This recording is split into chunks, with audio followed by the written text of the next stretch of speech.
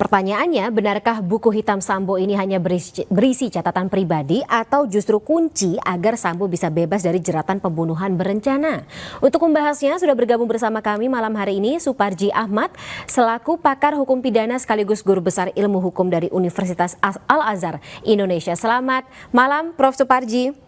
Halo Mbak. Baik, Prof mau nanya terkait dengan buku Sambo yang setiap hari dibawa setiap persidangan dibawa. Kemudian hari ini dibeberkan di depan majelis hakim isinya apa saja, terutama terkait dengan terdakwa Hendra Kurniawan. Tapi ini tidak ada di berita acara pemeriksaan. Sejauh apa relevansi dari buku hitam Sambo ini untuk bahan pembuktian? Ya, pertama masih cukup diragukan ya kalau sekiranya buku itu hanya sekedar catatan kinerja, ya tadi paminal. Dan kedua, saya kira ada yang berspekulasi bahwa buku ini semacam kotak Pandora ya, atau juga kemudian semacam sebuah ancaman terselubung gitu loh. Jadi kayak ada rahasia-rahasia internal kepolisian? Ada catatan-catatan penting ya yang kemudian tertulis di buku hitam tadi itu, maka kemudian bisa dijadikan semacam bargaining ya untuk kepentingan yang bersangkutan ya, dalam arti bahwa jangan sampai dia diperberat hukumannya atau kemudian dipersulit ya untuk mendapatkan keadilannya karena dia memiliki banyak hal.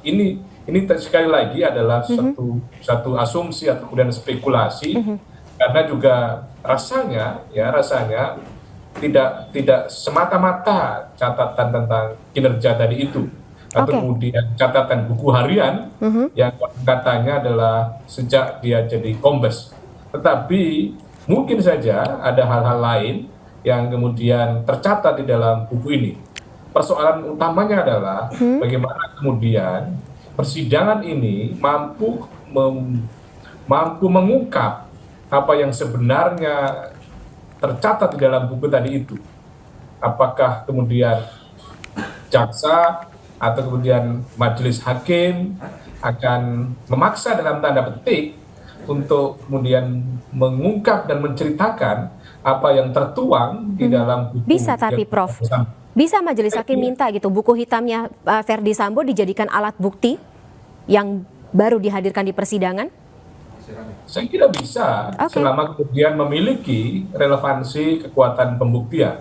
Karena pada saatnya nanti bahwa akan ada pemeriksaan dalam kapasitas yang bersangkutan sebagai seorang terdakwa. Nah, dalam agenda tersebut mungkin saja ya kalau seandainya majelis hakim ini adalah berkepentingan untuk mendapatkan gambaran yang utuh tentang buku tersebut, atau kemudian pada sisi yang lain adalah untuk menjawab tentang berbagai spekulasi yang mengikuti jalannya perkara ini, maka salah satunya adalah dapat dimulai dari buku hitam tadi itu.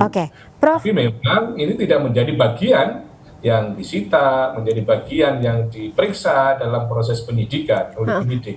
Prof, yang bikin saya penasaran juga Prof tadi mengatakan ini bisa jadi alat untuk bargaining position. Ini dibolehkan memangnya dalam katakanlah KUHP begitu, membuat sebuah perjanjian atau membuat tadi bargaining position dengan sesama terdakwa lainnya? Saya kira belum ada satu mekanisme tentang itu dan tidak dimungkinkan tentang itu, karena memang semuanya adalah berdasarkan sebuah kasus masing-masing terdakwa ya.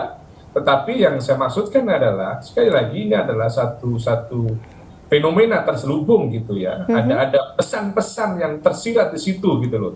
Yang itu kemudian kita bisa tangkap apa makna di balik itu ya. Jadi yang saya kualifikasi sebagai sebuah bargaining adalah bahwa dengan catatan-catatan itu bahwa tentunya yang bersangkutan akan berusaha semaksimal mungkin untuk mendapatkan keringanan tadi itu.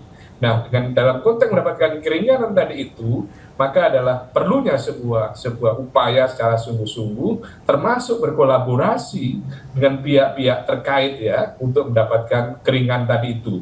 Tetapi kalau kemudian dia membuat sebuah mekanisme ya, mekanisme negosiasi atau kemudian sebuah kontrak tidak tertulis itu untuk kemudian mendapatkan keringanan terdakwa yang lain, saya kira itu adalah kecil kemungkinan. Tetapi sekali lagi, bahwa kita mencoba melihat apa makna di balik catatan tadi itu, atau apa makna di balik buku tadi itu, karena ada satu hal yang sangat menarik, begitu seriusnya, begitu konsistennya yang bersangkutan membawa buku itu tadi.